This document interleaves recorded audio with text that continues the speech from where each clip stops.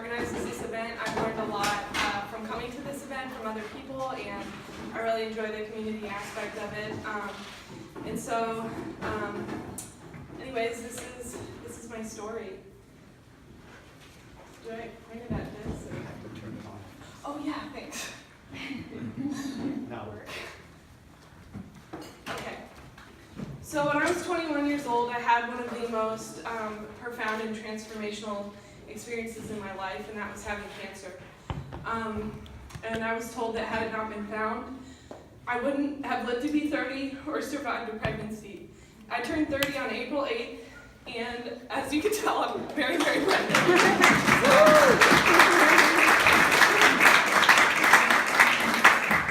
So I'm getting a little teary-eyed because it's, part of, I think that once you're a cancer patient, you're kind of always healing from that, and there's some emotional strain that goes with that, and it's a really, really scary thing. And so I feel like doing this and sharing my story is part of my healing in a way. And I've wanted to do this for a long time, but this is my first time to come up in front of other people and speak about it rather than just like blabbing to my friends and probably kind of annoying them and pitching at my family for what they choose to eat. Excuse my language. Okay. So, thyroid cancer is often described as the good cancer, and many people tell you that if you have cancer, that's the one you want to get. But they say this because if it's found early, the survival rates are relatively high. For five-year survival rate is 98%, and the 10-year survival rate is 90%. And when I was undergoing treatment, a lot of my doctors would say, "Oh, you're lucky. This is a really good cancer to have," and things of that nature. But I didn't feel very lucky because telling someone that's 21 years old, that's they're in their youth, that they have cancer is not something that I think should ever be taken lightly or treated like it's good. Although it was better than having, something that statistically I'd have more of a chance of dying from, it still was like really scary to me, and I felt like it was really insensitive to be told that it was a good cancer. But over the years, and after finding health, or a plant-based diet and regaining my health, I kind of started taking the phrase, the good cancer, a little differently, because for me it kind of was good, because it taught me how to advocate for myself, how to do my own research, and how to find the right foods to help myself live to be as long as possible, if that makes sense. So I included this picture because now I live life with intention, and this was a trip to Vail that we took last year, and I really enjoy traveling and doing things like that. And so before I had cancer, I didn't really value a lot of the really cool things that I had done in my life and all the cool places I'd been, but now when I do something like this, I think about it all the time, and I just really value every moment of my life in a way that I never did before. So, when I was growing up, I like to say that we ate a standard American diet plus, because we ate a lot healthier than most of the other people that I knew. We shopped at Wheatsville, Whole Foods, Central Market. I grew up in Austin. And we ate mostly lean meat, low-fat dairy, whole grains, and a variety of vegetables. We always had vegetables on our plate, and our mom had taught us from a young age that candy was frozen fruit. So we ate a lot healthier than everyone else that I knew. That's my sisters and I when we were kids. And a lot of people that I went to school with would call my mom a health nut, and kind of when we'd have slumber parties, they'd criticize how we ate, which I find really funny because now I'm like, what's gonna happen with this baby? What are these people gonna think? What are these, this baby's friends gonna think? Like the extreme of how she was. But, and anyways, when I look back at our diet, we followed basically what a diet of moderation is, which is what I found that most of the cancer, nutrition for cancer patients and things like that, that's the diet that most of them recommend. So, during this time, oh, whoops. I'm skipping my things, hold on. I'm a little nervous, if you can't tell. If I really mess up, I'll just pretend like I'm going into labor and leave.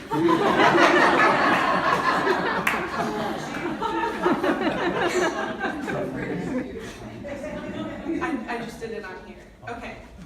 Alright, so then when I was about 10 years old, my parents divorced, and our lives changed a lot. My mom started working. She went from working part-time to full-time, and she also started pursuing a college degree, her second degree. So, oh, these need to be closed, I forgot. Someone told me that earlier. Whoops, is that better? Yes. Makes me better? Okay. And so I began struggling with a lot of anxiety and depression, and we also started eating a little bit more poorly. We still ate better than all my peers, but it wasn't quite the same as it was before.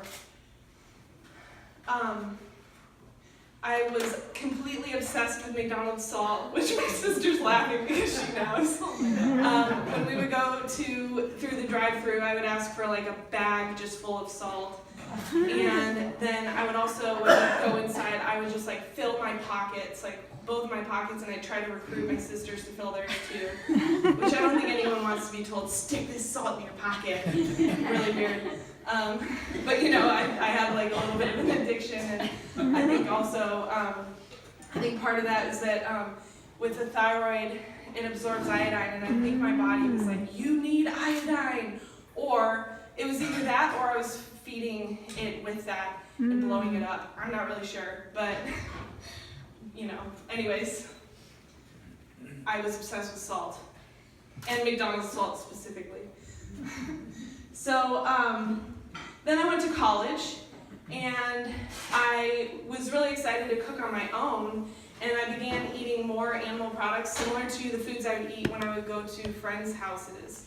I always really liked that richness and all the cheese, like tons and tons of cheese and things like that. I really enjoyed that. So I still ate vegetables every day. One of my favorite snacks since childhood has been just a raw carrot. And I still eat a raw carrot almost every day, and I did that at that time too. Still ate veggies, but smothered them in butter, things like that. And somehow I didn't gain that much weight. That's me when I was like 19 at the beach, a little sunburned.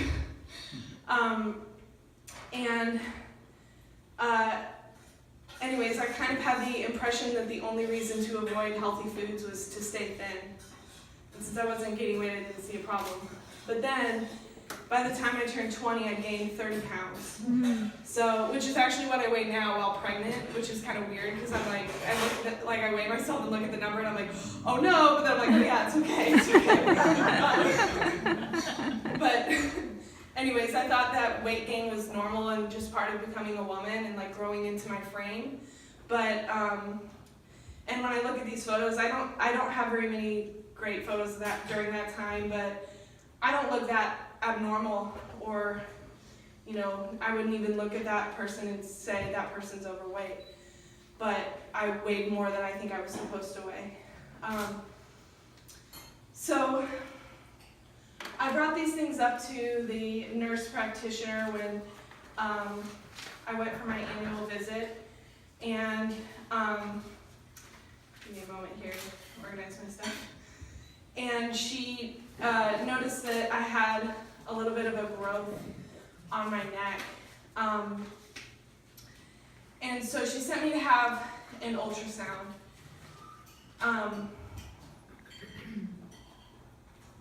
When I had the ultrasound, they found that there were multiple nodules, say that 5 times fast, on my thyroid, and 2 of them were considered to be large. And so I was referred to a surgeon where I had the area biopsied 7 times.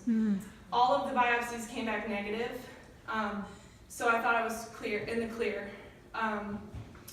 But they informed me that it still had the potential to become cancerous, and that a lot of times when someone has a nodule and they become pregnant, if it's not cancerous, at that point it becomes cancerous due to the hormone fluctuation. And one of the things I wanted most in my life, actually the thing I wanted more than anything else at all, is to be a mother, because I just think it's really special. And, excuse me. So they gave me two choices.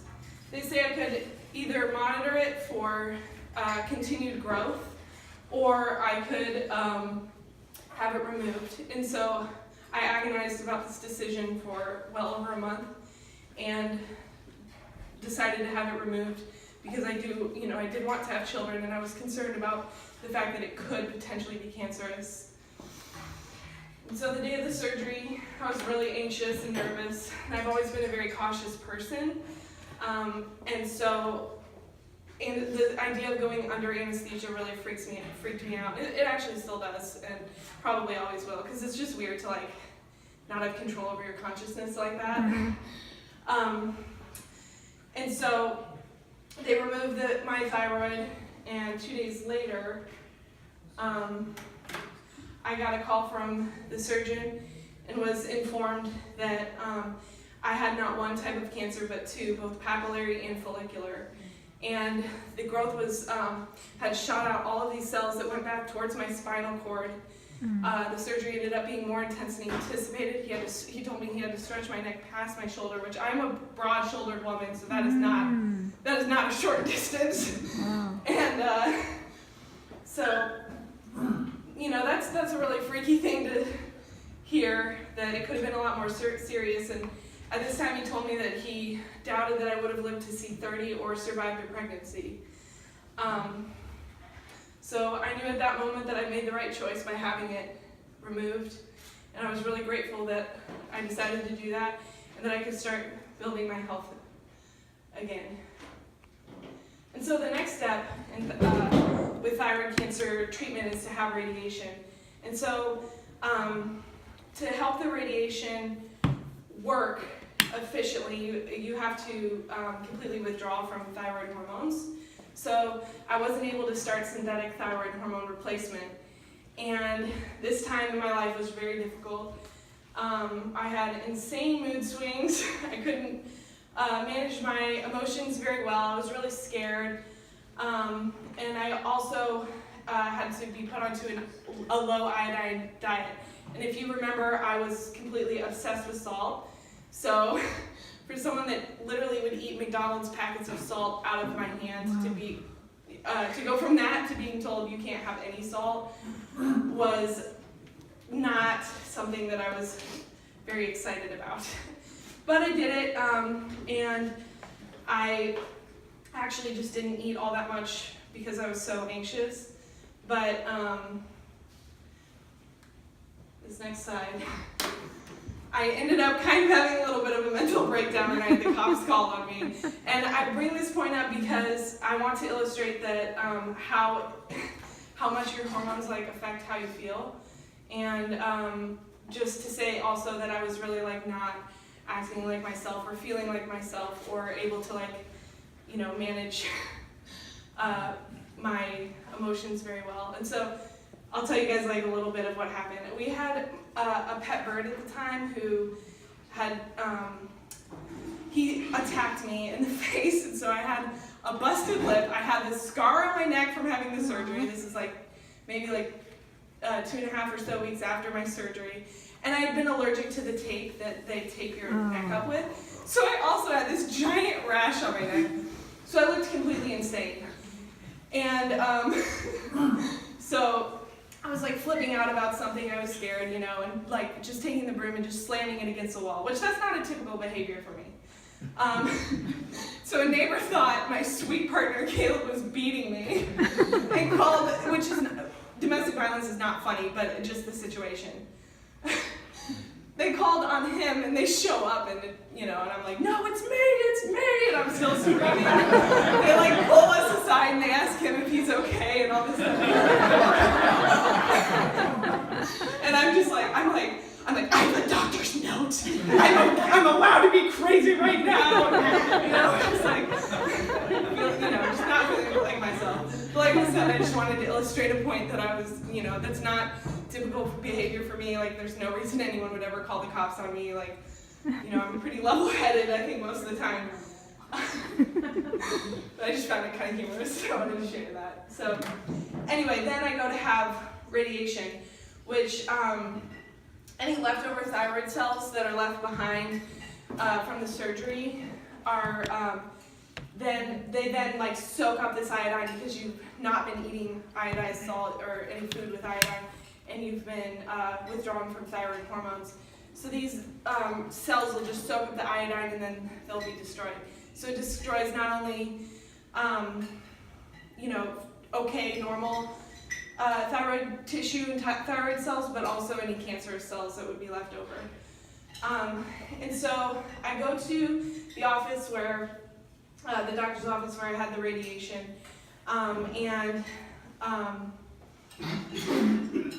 let's see.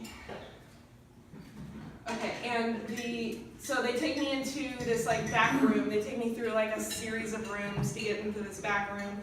And I'm not entirely sure this actually happened, but this is how I remember it. But I swear the person that administered it was wearing a hazmat suit.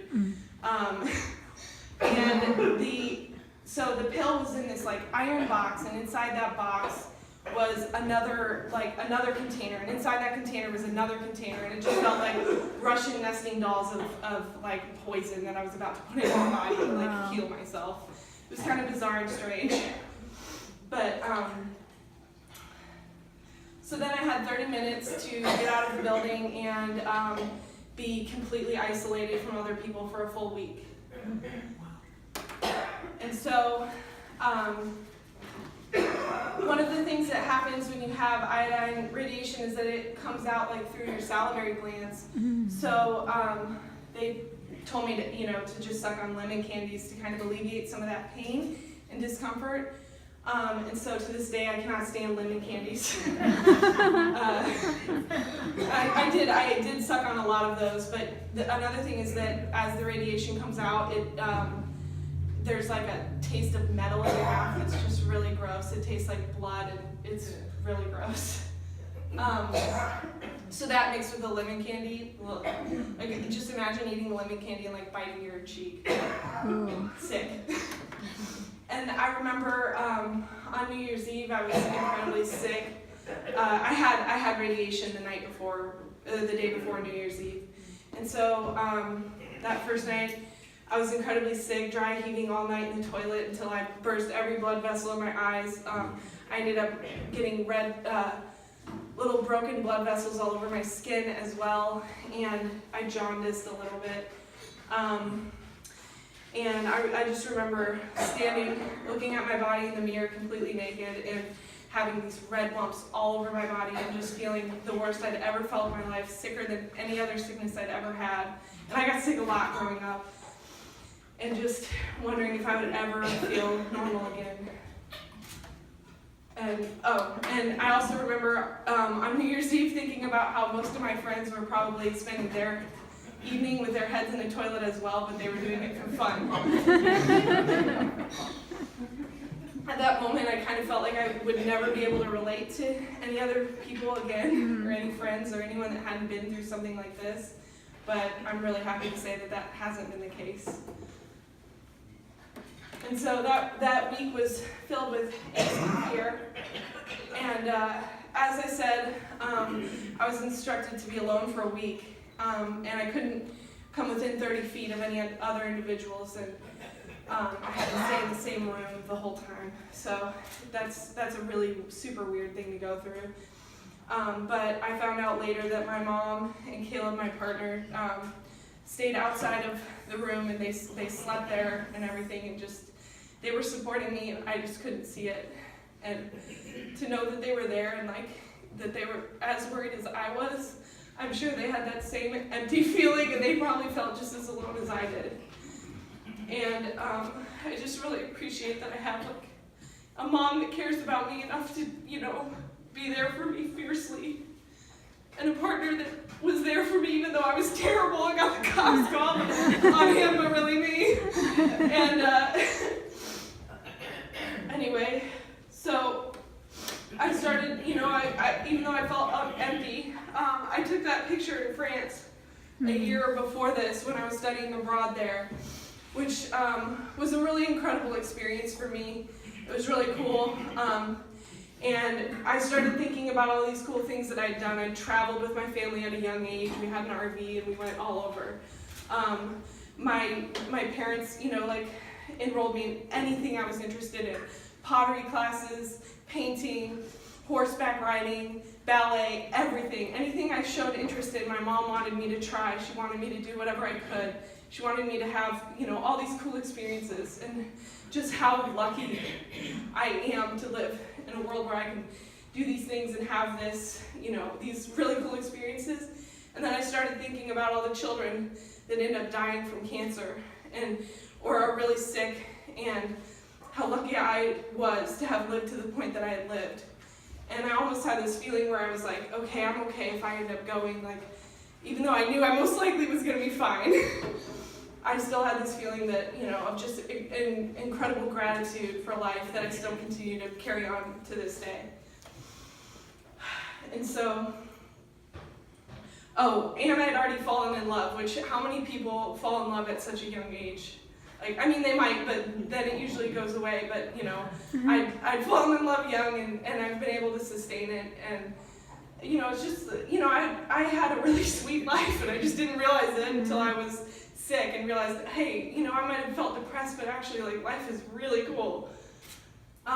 So anyways, I rambled a little there. So thanks for listening. Our pleasure, our pleasure. So then I was finally able, you know, after having radiation, to start taking Thyroid to replace my hormones. And I started feeling so much better.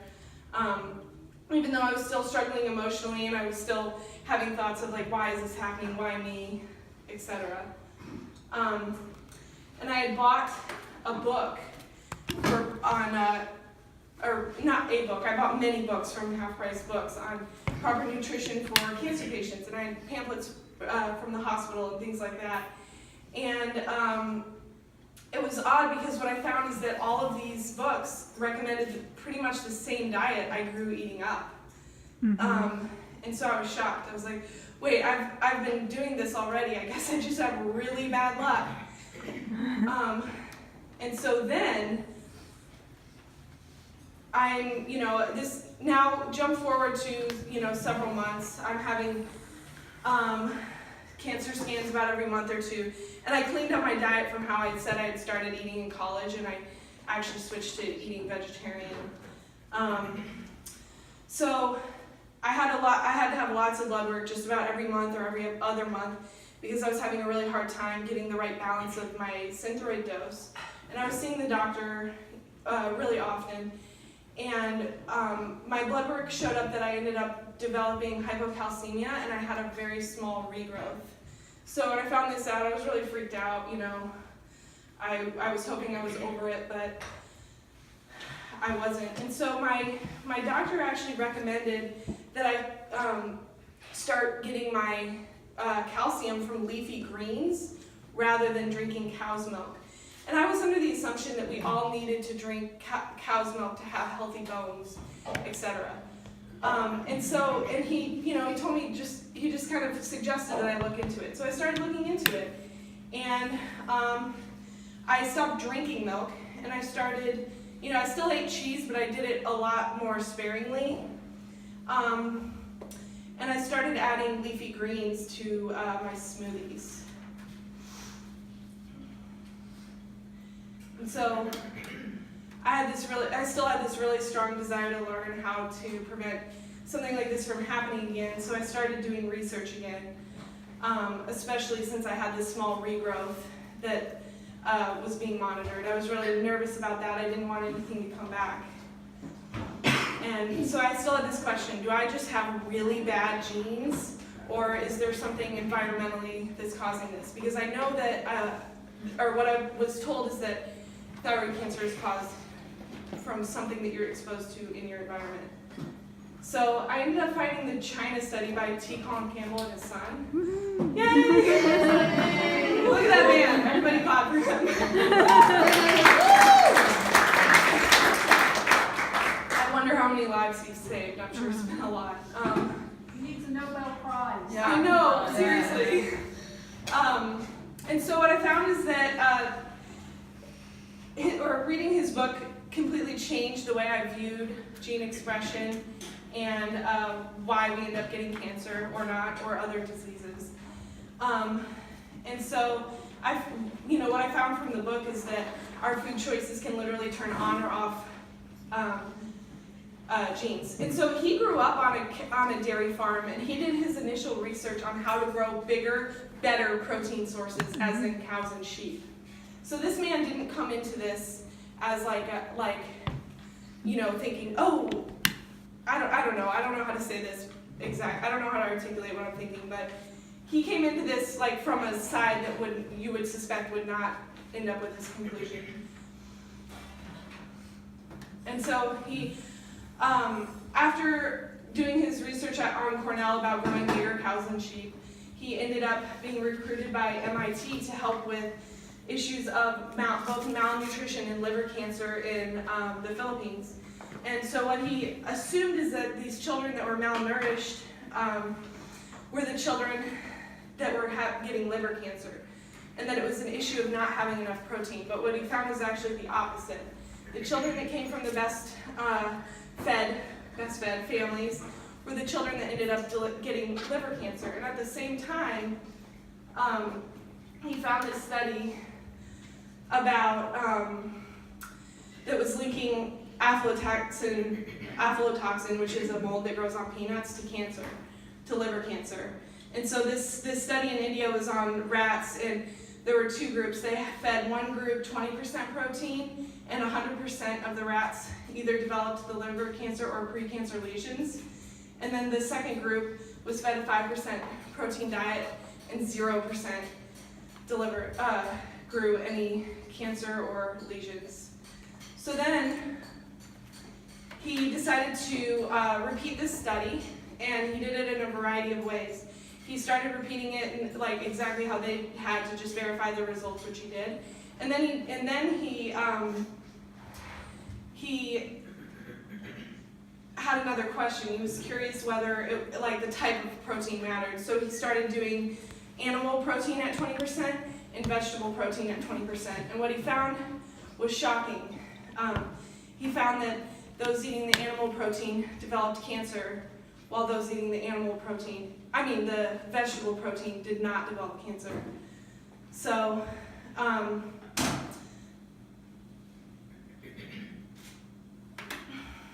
then he goes on to describe the 3 stages of cancer, which are initiation, promotion, and progression. And in his book he says, to use a rough analogy, the cancer process is similar to planting a lawn. Initiation is when you put the seed in the soil, promotion is when the grass starts to grow, and progression is when the grass gets completely out of control, invading the driveway, the shrubbery, and the sidewalk. So what this means for cancer is that initiation is when we're exposed to a carcinogen, which is pretty much unavoidable. We're all exposed to carcinogens every day. We're pretty much bombarded. Promotion is a slower process that can take months or years, and the things that help cancer grow are promoters, and luckily this stage is reversible. So in my case, the initiation was some type of radiation that I had been exposed to at a very young age, and it's expected that thyroid cancer takes about 20 years to develop. So if you remember, I was 21 when I was diagnosed. So at a very young age, I was exposed to something, and then for the first 21 years of my life, I was basically promoting that cancer growing by the way that I was eating. And then the progression is when the initial cancer takes over and spreads out over organs and tissues. And then when this outbreak goes beyond management, the very final stage occurs, which is death.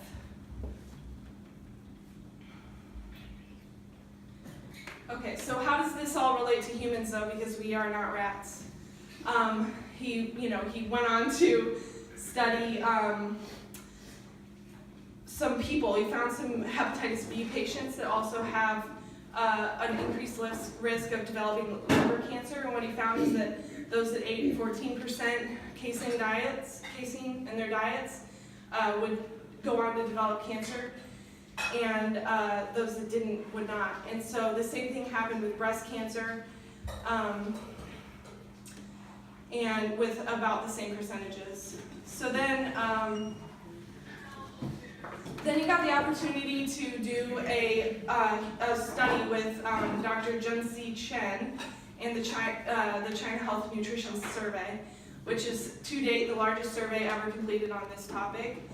And they collected data from 880 million citizens in China, and 87% of those people were genetically similar, which is significant to in proving that there is more than just genes at play here. And so what was found is that in many of the rural areas, cancer was almost non-existent, but in many urban areas where there was a lot more dramatic increases of cancer and disease. So they gathered more data from 6,500 people and found that regardless of the amount of protein consumed, it was those that ate plant-based proteins that were protected from cancer, and those that ate animal proteins that ended up developing cancer. So at the same time I was reading the China study, I was looking into animal rights. I've always cared a lot about animals and felt guilty eating them, but for a long time I thought it was completely necessary. And I ended up learning that baby calves are taken from their mothers for milk production, and it really just broke my heart to think of a baby calf being taken. And a lot of times they're slaughtered and sold as veal, or the females are used as dairy cows themselves. And so this really broke my heart to cause this type of pain to another animal, especially after having been in isolation and having radiation and being really sick. I felt so helpless, and I imagine that these animals must feel the same way. And so ethically, I was starting to align more with veganism, as well as in terms of health. And I knew that I was contributing to the slaughter of baby calves if I would continue to buy and eat cheese. And so Caleb and I decided to go vegan. We went vegan together, and we had so much fun coming up with a lot of exciting recipes. And I felt really confident that just cutting out animal foods was enough. My blood work was great. I felt better than ever, and I lost a decent amount of weight. And then shortly after, my hypocalcemia resolved, and that weight of will I get cancer again, I felt a lot of relief from, because I knew I was eating only animal protein, only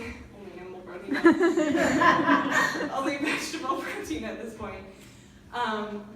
So I thought that was enough. And my blood work continued to come back well for years, but my Thyroid dose would need adjusting from time to time. Anyone who's ever dealt with a thyroid issue knows that it is not easy to get the right dose. And so then last spring,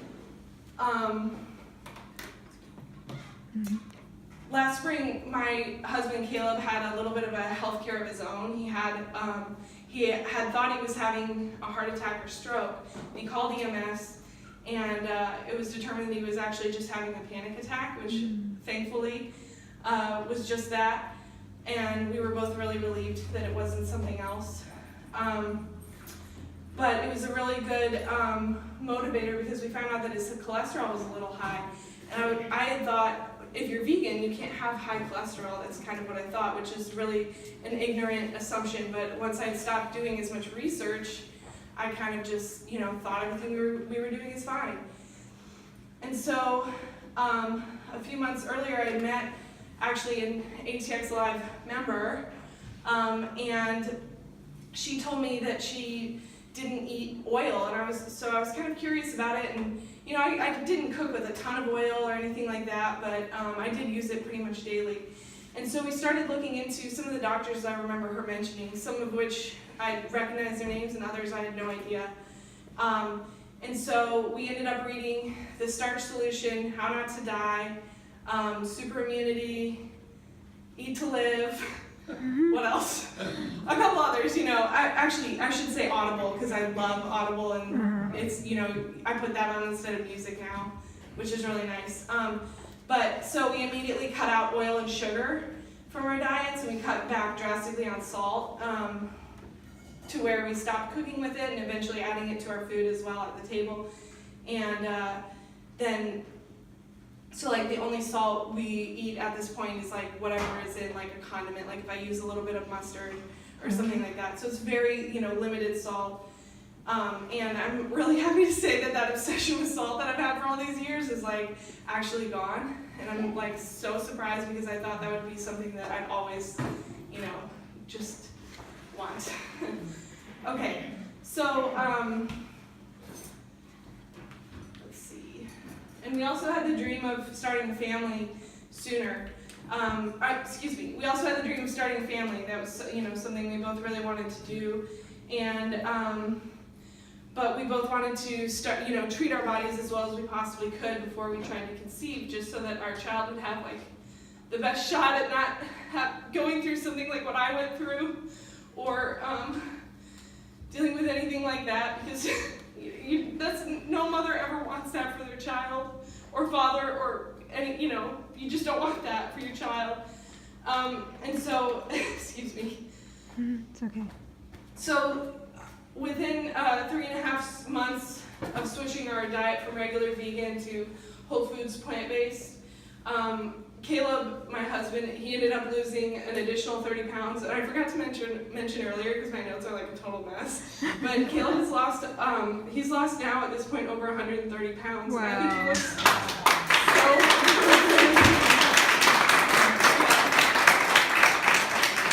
And I'm just, you know, I'm so proud of him, and, you know, grateful to have a partner that was willing to like take this path with me and that cared enough at a young age. Like, what 21-year-old boy is like, yeah, I want to go vegan for you? Now, that's when you never divorce. But also, I'm serious.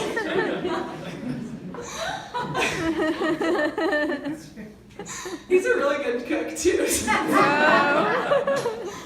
Anyway, so, and I dropped 10 pounds, making my total weight loss 30 pounds from going vegan. And before I got pregnant, I ended up getting to my high school weight, which I don't know if you know, if we hadn't started trying for a kid, if I would have lost more weight. Probably not. I was really skinny, to be honest, but like I actually felt better about my body than I had in my entire adult life. And I just felt like, you know, like I could wear skin tight dresses and not feel concerned about it hugging my stomach, and, you know, feeling like, oh, you know, this isn't that flattering or something like that. But I actually, like, my confidence went up. I had all my friends and family were telling me, Ashley, you look so good. What are you doing? Like, your skin looks better. Like, my skin completely cleared up. It was just like a world of difference. But then the other thing is that what I felt like was being reflected on the outside is how I felt on the inside. I felt incredible, like more energy than I had ever had. I was walking and, you know, doing so much exercise and all of these things, and I just felt so good. I can't even put it into words, the difference that it's made from, you know, just cutting out like oil and things like that. And like I said, you know, even though we were vegan, we ate a lot healthier than most other people I know that are vegan. Like, we ate a ton of vegetables. We still ate grains and beans and things like that. We just had processed food as well. And so cutting all of that out, the difference was undeniable. And so this picture is the night that we found out that I was pregnant. So it was a really big night for us, and, you know, our cute little dog who's licking her chops. She'd probably just say the carrot or something.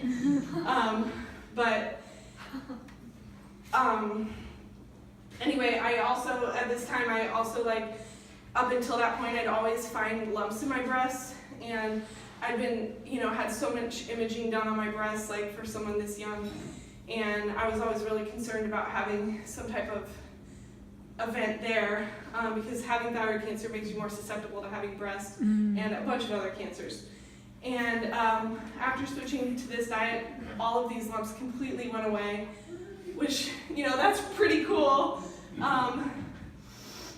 And so then, this is a recent photo.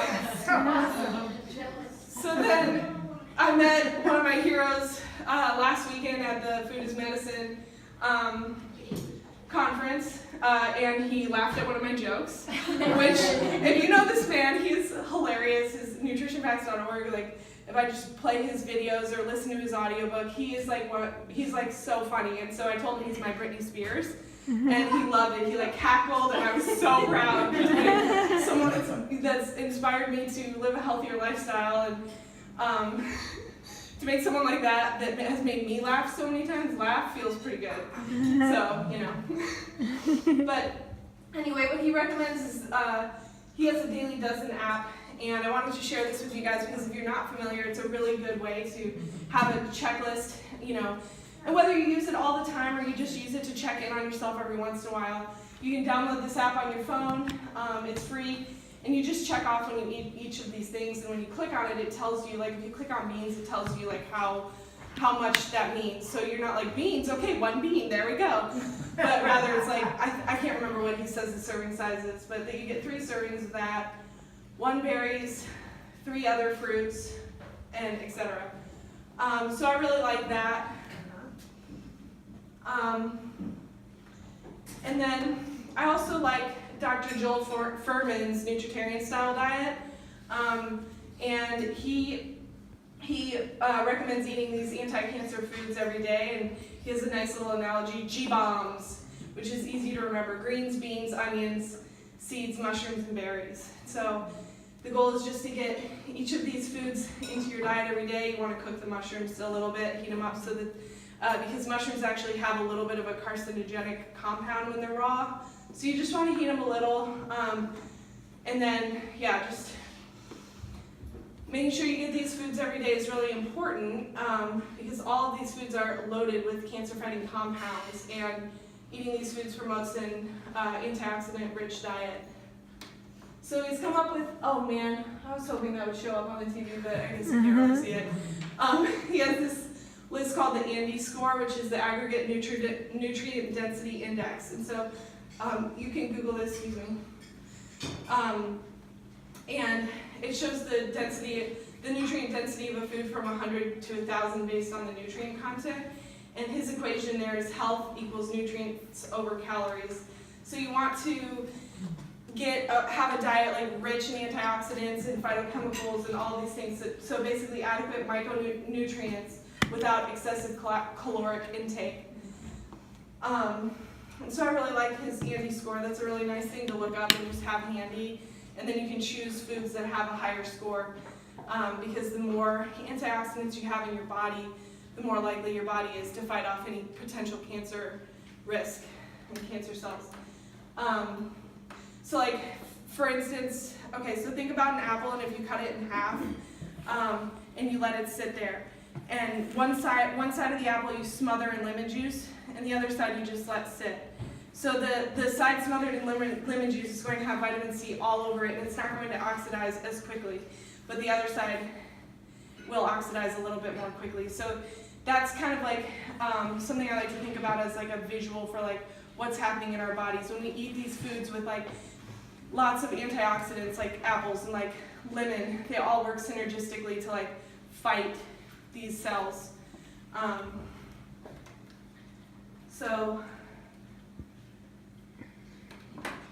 Okay. So basically, to avoid cancer, research suggests that eating a whole foods, plant-based diet, which is high naturally in both soluble and insoluble fiber, is the best way to prevent cancer. And that's something that I missed when I read the China study originally, but now that I have this information, I think it's invaluable. And one of the other things is to just avoid processed foods.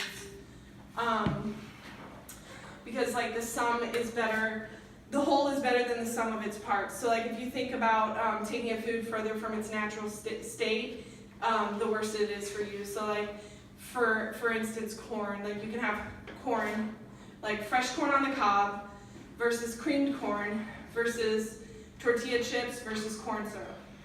Like you can see on that scale which one is going to be the healthiest. And then you can think about like oats, like whole oat groats are the healthiest choice, then steel cut oats, then rolled oats, then quick oats, then oat flour. You know, it just goes down in that list, and that's that has to do with the fiber content, because when you eat a lot of fiber, it gets, if it's already ground, then it's digested just really quickly up higher in your body. But if you eat like a whole oat groat, it's going to make its way all the way down, and or I mean little bits of it will, and feed your gut and all of this, and this is all works together. And then another example would be like raw almonds.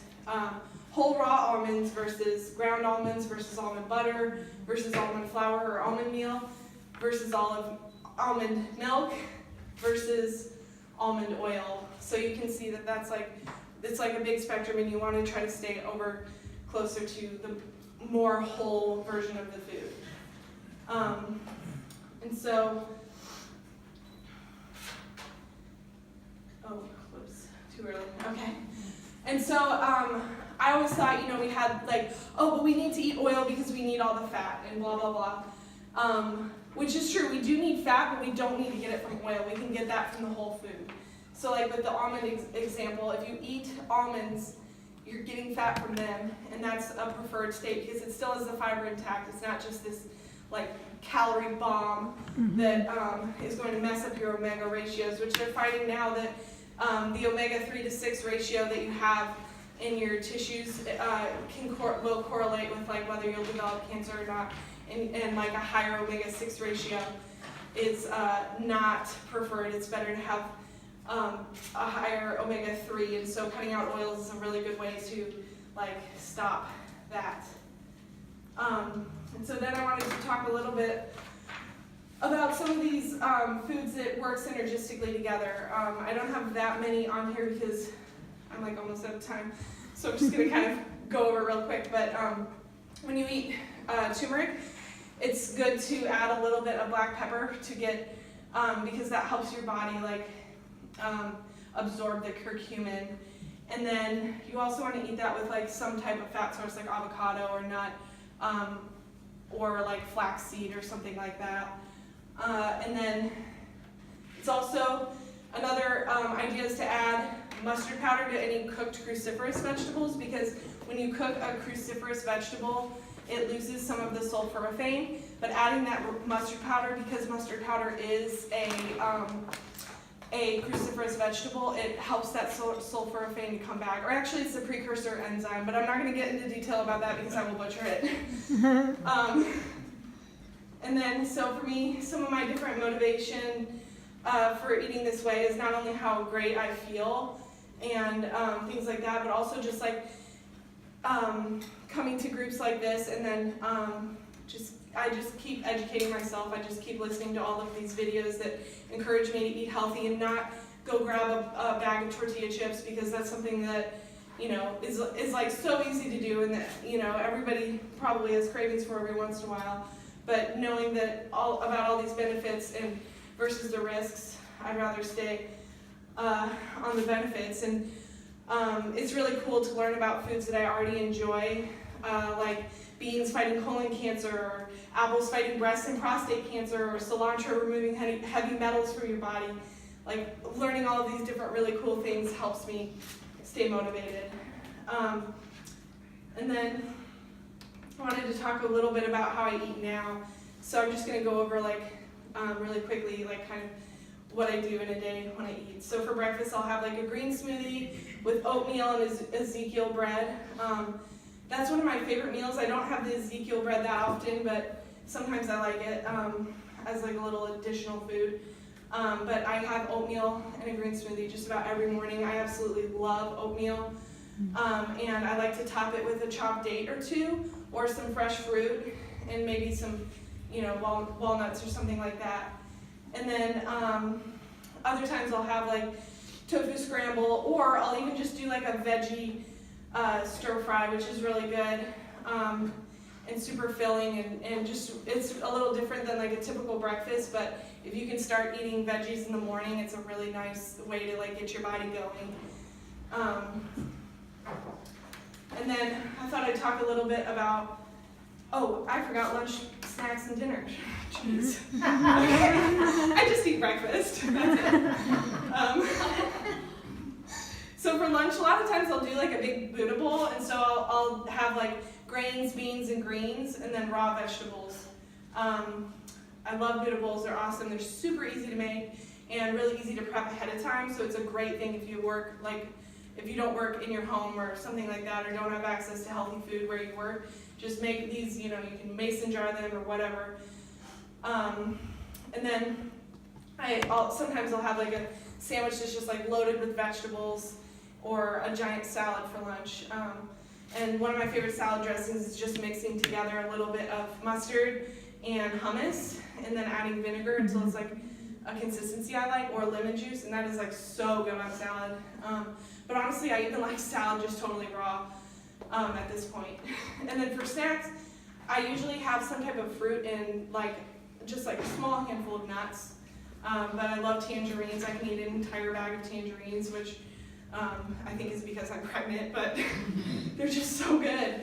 And so yeah, I'll eat fruit a lot of the time as a snack. And I also, for dinner, I like to have a salad, sweet potato, beans and rice, things like that. Tacos, I'll make tacos a lot of the time. Or I'll have some type of whole grain pasta and some type of soup that's just like loaded with veggies and beans and all of these like really healthy, delicious foods. And then for dessert, my favorite dessert is just a plain date. They are so good. I'm obsessed.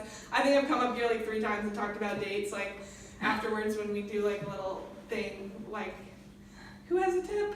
And I'm like, eat dates! They're good! Because they're awesome, and I just like am obsessed with dates. And then I also really love banana and ice cream, so that's just frozen blended bananas, and you can add like cherries, or you can add whatever kind of thing that you like, but they're so sweet and so delicious, and I'm really happy to say that I've turned my family onto that. And my mom even went and got like a special like banana and ice cream thing, because we're eating like chocolate ice cream pretty frequently, and I was like, you guys have to stop trying ice cream, and they loved it. So Right. Oh, and if you get frozen passion fruit, which they have sometimes at not passion fruit, dragon fruit. If you get frozen dragon fruit, you can make like the most beautiful, amazing ice cream you've ever seen. It's like this like magenta, beautiful pink. And I've babysat for kids a few times, and I like bring my stuff to make ice cream to like show them something healthy and have fun with them, and they go insane. They completely love it. So if you have kids in your life that you want to like introduce a healthier dessert than like white sheet cake or something, that's a really good one. Okay, and then I thought I'd just talk a little bit about green smoothies. So I really like green smoothies, and I think they've contributed to my intake of greens a lot. And so I try in my diet to get like a ton of greens in.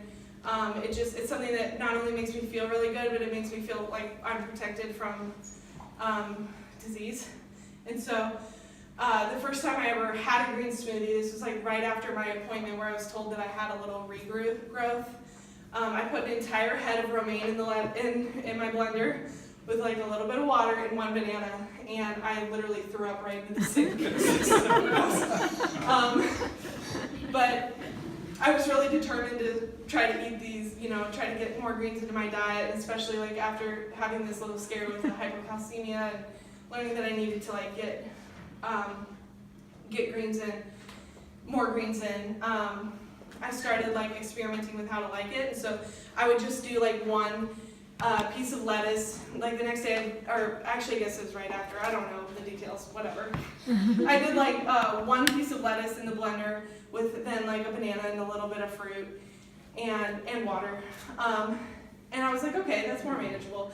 Then I started adding more until, and then within a couple of weeks I could do like an entire head of romaine, and to this day I still do, I'll fill my blender up twice with whatever greens I'm doing. I like to rotate my greens, and it's just like, it's something I cannot live without. I feel like, you know, like someone was like, you have to give up your smoothies, I'd probably cry.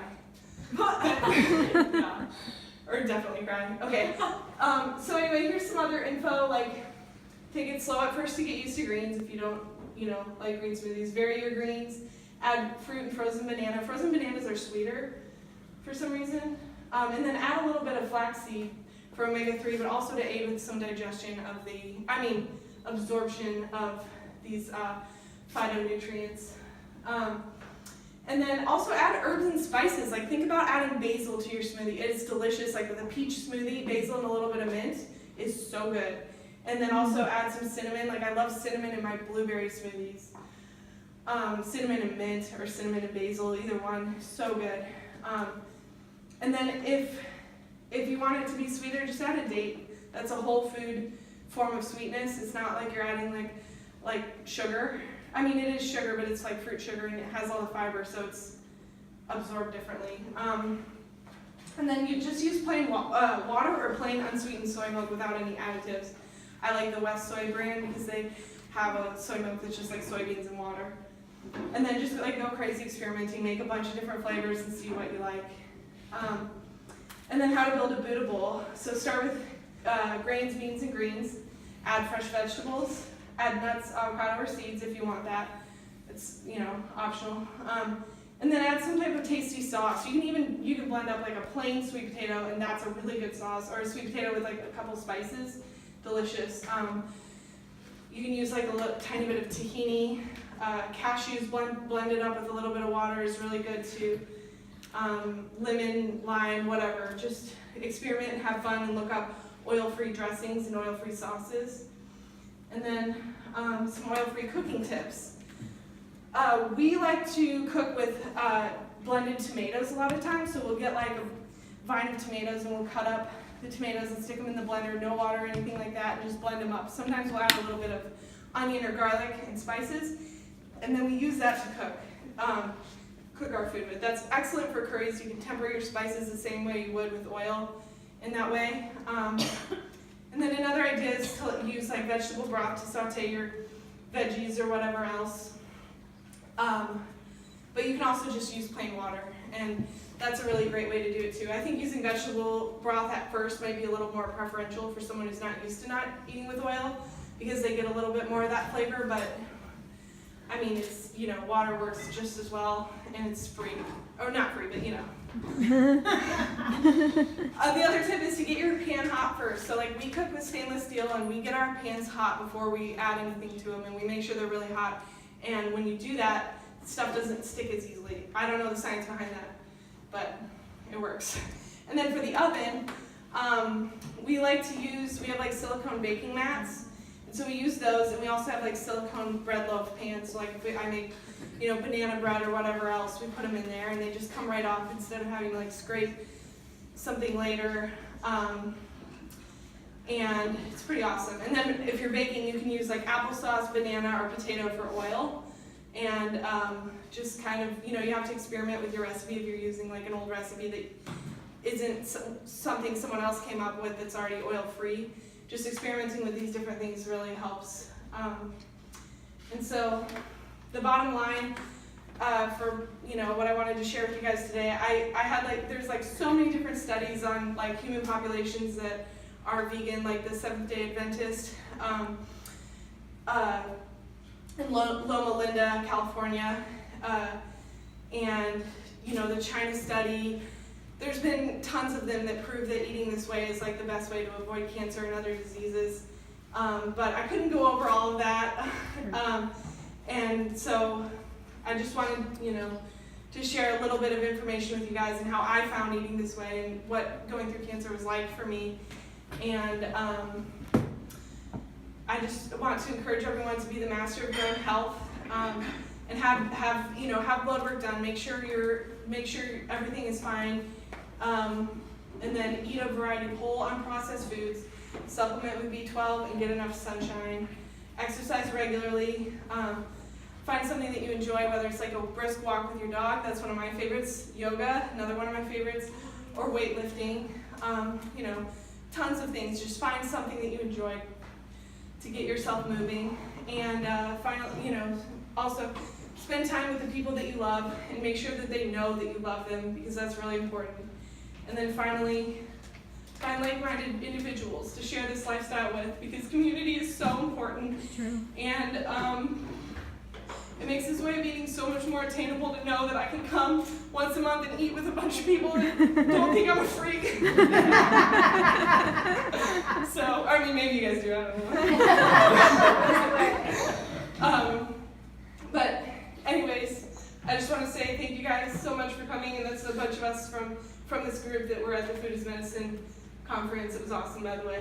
And yeah, so thank you. For such a wonderful overview of the plant-based diet. You did a great job, and Thanks for having me.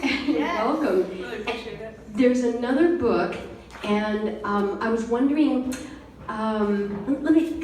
I quiz you? Put you on the spot here. What do you think? I think is the most likely animal protein to cause any kind of thyroid disease? Probably casein. Yep, that's exactly. And does anyone know the book I'm thinking about, or where I learned that? It's a book called Whitewash, and what's the name of the book, everybody? Say it again? Yes, Whitewash. And Whitewash is by Joseph Keon, Keon. He's a PhD in nutrition. Write this down. Write this down, everyone. And chapter 4 is human disease and cow's milk. And in it, he talks about thyroid disease. How many of you, by a show of hands, know someone in your world, a relative, a friend, a neighbor, who has been touched by thyroid disease? How many of us know somebody? Yeah, right. And see how many hands, how common it is. We're in an epidemic of thyroid disease. And where does thyroid cancer usually start? It starts in a thyroid nodule. Yes, a thyroid. I thought you meant like age, and I was saying for Oh, baby, but well, actually, yes. DNA is most fragile from birth to age 5. So when a child is fed from birth to age 5, that does damage the DNA, and the damage can lie dormant, usually until the cancer decades, which are the 50s and 60s. Unfortunately, some people earlier. well, fortunately for me, because but Yes, also better statistics, unfortunately but at the same still, time. yes, you had it all. And so thyroid nodules are where thyroid cancer usually starts. So what kind of patients, what is the diagnosis of the patients who usually get thyroid nodules? Who gets thyroid nodules? Yes, ma'am. Oh, go ahead. Hypothyroidism. Hypothyroid patients, they get it. And so not everyone who gets hypothyroidism is going to develop nodules, and those nodules are not all going to progress to cancer, but that is the risk. And sleep-disordered breathing can create the conditions for the immune system, most of which is located in the intestines, to make antibodies against the thyroid and create thyroid nodules. So I wanted to, bless your heart, thank you for sharing the story about when the cops came and everything. Bless your heart. Do you guys think I'm crazy now? Show hands. We already did. The reason I wanted to interview you is because I just wanted to reassure you. You were so sweet and so public about the struggles of the thyroid patient. Does anyone know what word, back in the 1800s, before they had thyroid ultrasounds, before they had Synthroid or levothyroxine, before they really knew autoantibodies, immune system, they didn't know, what was the word used to describe hypothyroid patients? Because they recognized that disease. Yes, they had goiters, because that's how they recognized it, they had good ones. What is the word? It's a personality trait word. Hysteria. Peevish is the word. Peevish. That's the textbooks I read from the 18. You look into the old textbooks. It said peevish was the word. And I'm not saying that every hypothyroid patient, is peevish. But when your thyroid is not regulated, it is so hard on relationships, on emotions. And so, bless your heart. I mean, all that you had been through.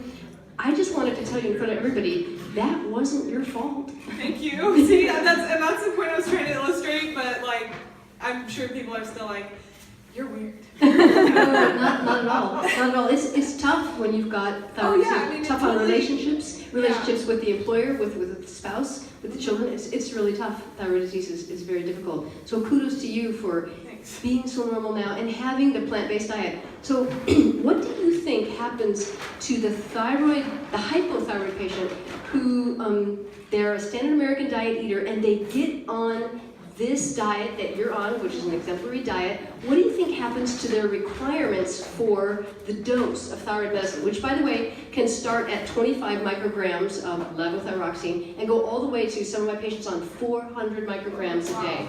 What do you think happens to the dose? It goes down. Yes, it does. It goes down. Mine has gone down to, like, when I was initially diagnosed, my doses was a lot higher than it was once I switched to plant-based. Yeah. And I mean, I didn't spend that much time, like, post surgery and post all of that before going plant-based. Like, I've been plant-based now for longer during that journey, and then once I went oil-free, that's when my levels were really good. Like, they were completely perfect, and it took years to, like, get that like fine-tuned, like, perfect dose for me. They've fluctuated a little with my pregnancy, but that's expected, and they're at a good point now, so that's good. Very good. And since we don't usually have pregnant presenters, and thank you so much for being willing to present while pregnant, and also Yeah. Dr. Elizondo for what she has done this. Appreciate that. What happens to a woman, she's had 4 babies, her 4th child, and then after the 4th baby, she gets hypothyroid. Not all the time, but a lot of the time, and she just can't recover. What do you think that's about? I think that's a lot about. I mean, I'm totally speculating here, but my guess would be that that's part, like, improper diet, but also just when you are pregnant, like, all of your hormones and nutrients and everything else go towards the baby rather than the individual. Ka-ching. That's, That is exactly so it. So that'd the be my guess. the baby is taking the thyroid, and I'm sorry, the iodine, and robbing mom of the iodine. So that's why prenatal vitamins have iodine in them. What's wrong with prenatal vitamins? Well, it's all a bunch of concentrated nutrients in its isolated form. So instead of having instead of getting beta carotene from a carrot and everything else that's in a spectrum that we can't even measure, that we don't even know about yet, that's in that carrot, is missing from that isolated particle. Yes, That would be very, very good. And she guess. knows so much about it. It's wonderful. So what happens when you take beta carotene in pill form? What is your increased risk? Lung cancer. Yes, and Boo. cancer. That Yes. was, I didn't mean that to sound happy.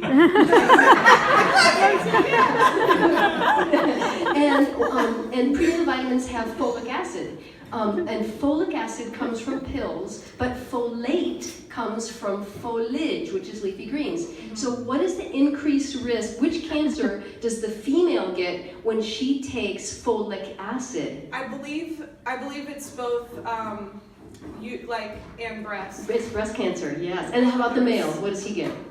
Prostate? Yeah, that's it. That's it. Because breast and prostate cancers are basically the very same similar. cancer. Yeah. Right. And then there's vitamin E, which is usually not in prenatal vitamins, but since we're talking about vitamins. So does anybody know what diseases does vitamin E in pill form increase your risk for? Prostate cancer.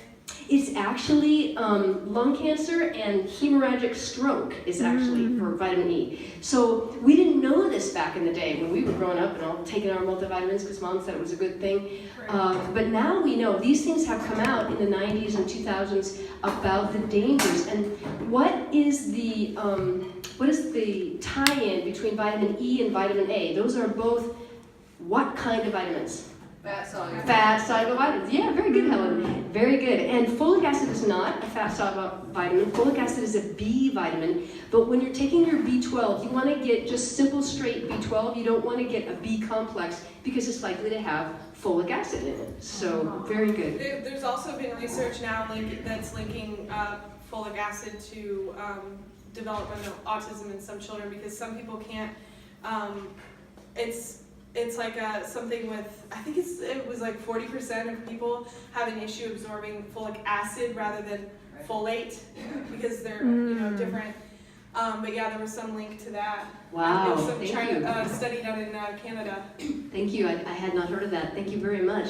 And by the way, the book Whitewash, chapter 4, it has a section on the link between dairy and schizophrenia, dairy and autism, dairy and bipolar. You should read that. Yes, Dr. Elizondo. And just a side note, because all of those vitamins that you mentioned, it's like A, C, E, beta-carotene, things like that. When you see the over-the-counter eye vitamins for macular degeneration, those are that's a lot of times what they contain in high doses that have been shown to kind of increase your cancer risk, and a lot of people don't realize that the studies for those vitamins were only done for very late stages of the disease and slowing your progression by like 25%. So I always recommend just eat your vegetables, you're far better off. Absolutely. What she said, for those who could not hear, is eat your vegetables instead of taking pill forms, because the pills that are promoted for the prevention of macular degeneration are the very ones that increase the risk of cancer. But supplements don't work. It's much better to get them from the whole and processed foods. So thank you for that good reminder, Dr. Elizondo. And did any of you try the golden beets or any of the sliced potato dishes? Really good. And who do we have to thank for slicing the cooked potatoes and slicing the beets?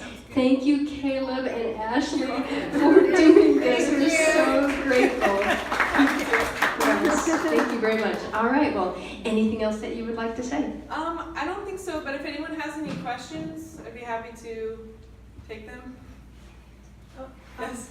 So at this time, I'm sorry, excuse me if I wasn't paying attention, but I just want to make sure that, so as of right now, you're not taking any thyroid medication? Or No, I do. I would literally die if I didn't take thyroid medication. Do you have to take it for life? Yes. So what I did actually have that in my speech, but I think I forgot to say it. That's okay. Because there was like so many things, and I was like, whoa, No, we're back. trying to get everything. But yes, I take Thyroid to replace my the thyroid hormone, because I no longer have a thyroid. It's been removed in the surgery. So my body does not create any of its own thyroid hormone, so it's all synthetic. Whoa, okay. And yes, that's something that I will continue to take until I'm out of here. Well, okay, so as of right now, being Whole Foods, like you feel amazing. Oh yeah, You feel better than ever. great, better than when Yeah. you first were. I mean, being pregnant is a little bit uncomfortable to be frank. And while I'm like, happier than ever to like bring a life into this world, that has its own struggles. But I definitely, like before I got pregnant, and it was only like maybe, would you say 5 months? 4 or 5 months that we've been eating oil-free, and just way more whole foods plant-based rather than just like regular vegan. But yeah, the difference is like unmistakable, undeniable. And I felt so much better when I went vegan, from having been regular diet before. But here's the other thing. When I went through all of this, my blood work when I had cancer was like actually pretty good in terms of my thyroid levels. Like my thyroid was exactly where it should have been, and so, but I still had these like giant nodules, and I still had cancer. So it was like really a surprise that I had cancer, and that it was like, that it had grown in the way that it did. So, You're a walking testimony. You look Thanks. amazing. I mean, you're an inspiration to me. So thank you for thank you. I sharing really your story. appreciate that. That means a lot. All right, very good. Oh, there's something else I was going to ask you. How many iodine molecules do you think Synthroid, which is levothyroxine, which is T4, how many iodine molecules do you think is in levothyroxine? Iodine modules? Iodine, atoms of iodine. I don't know. 4? Yes, it's T4. It's T4. T4. Oh, okay. Well, It's okay. T4, yeah. And then T3 is the active metabolite, which T4 Yeah. gets turned into T3. Some people can't do that process very well, so they have to take T3 as well as T4. Guess how many iodines in T3? 3? There you go. There you go. I got it that time. Very good. And guess what happens to the fertility of at least my patients in my practice when they cut out meat, dairy, eggs, and oil? That's what happens. It's great. That's great. Yeah, I was very concerned about my fertility because I had had radiation, and Right. they say, you know, oh, it's unlikely to affect that, but unlikely doesn't mean impossible. And I've just always had this like weird feeling that I would be like, that I would have a lot of trouble. My parents, it took them 10 years to conceive me, so I would, you know, not only was I no mistake, it also was a lot of work. And so I was concerned that I would have the same issue. But I mean, no. It was like right away. So I mean, not to give like way too much information, you guys, but I'm also like really open. So Well, there you go. congratulations. We're happy that a little new vegan is going to be welcomed into the world. And when should we say the date, or are we Sure, why not? June 30? Yes. June 30. Is there anyone else in the audience who happens to have a due date of June 30? July 1st. July 1st. This is wonderful, wonderful. The world needs more vegans, wouldn't you say?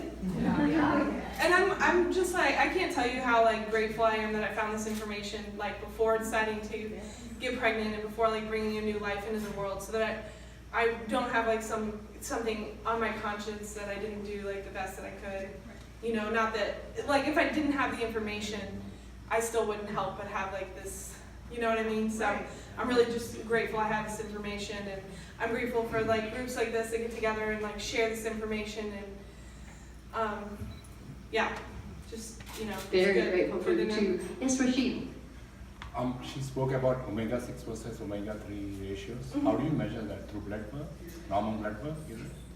Could you repeat the last part? How do I measure it? the omega-6 to omega-3 ratio? Oh, you know, I'm not entirely sure how, but I do know like what I do is I take like for my smoothies, if you want like the amount of flax or whatever, I do like a tablespoon of flax in my smoothie. I know that is it 6 to 1? So the ideal ratio of omega-6 to omega-3 is no more than 4 times the amount of omega-6 to omega-3. Okay, so there you go. But I just, to be honest with a lot of this, I use an app called Chronometer to like track my nutrients, and that kind of tells you. But if you're eating whole foods plant-based and not eating oil, your omega-3 to 6 ratios are likely to be like where they should be. Mm-hmm. So it's, you know, a lot of this is like you can put a lot of thought into it, and you can get really like reductionist with like how you do this, but the main thing is just like eat a variety of whole plant foods, and you're most likely going to be fine. And then just like have your blood work done to double check. There is a blood test. The blood test is best done, in my humble opinion, at Quest Lab. They have the very best because they'll give you low risk, moderate risk, high risk for cardiovascular by the ratios and how it is. It's just a much easier test to interpret for anyone, doctors and Is that the fatty people. acid panel? Yes, it's called the omega-3 and 6 fatty acid profile is what you call it. LabCorp calls it Omega Check. It's called omega-3 fatty acid profile at CPL, but Quest is better than LabCorp or CPL in my humble experience. It's so much less expensive. Yeah, and for omega-3, I have a different viewpoint than our esteemed speaker. I believe that if you're not eating any nuts and seeds at all, you're not going to be deficient because there's fat in the food, and you're going to get the ideal ratio of omega-6 to omega-3. The deal with omega-3 is not that you need to supplement with omega-3. The deal is you're probably eating too much omega-6. If the ratio's off, that's the deal. Because I have, believe it or not, oil-free vegans who are very, very low, and some who eat no nuts or seeds, and we're all fine in our ratios and stuff. And there's there's fat in broccoli, you know, like it's in everything that you eat. So yeah, I'm not saying, you know, you have like to have you have flaxseed. to have flax, and you have to have avocado. Like you don't, people like look at what's the lady's name? There's one lady that eats none of that, and she's like a McDougaler, and I can't think of her name. Chef AJ, yeah, like Chef AJ, you know, she's fine. But you know, you do need a little more fat during pregnancy, and so that's, you know, one of the reasons I choose those foods. But if you have like high cholesterol or heart disease or something like that, I have read a lot of information about how it's important to limit those foods or not eat them at all. Very So good. Very good. Well, thank you. Thank you. It's wonderful information. Anybody else have questions for Ashley? Okay, well, let's give another round of applause for Ashley.